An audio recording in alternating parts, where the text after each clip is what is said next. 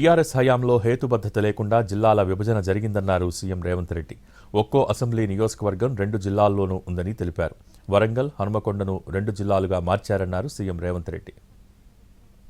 రకరకాలుగా నచ్చితే నజరానా టైపుల మండలాలు, రెవెన్యూ డివిజన్లు, జిల్లాలు ఆయన చేసిపోయాడు.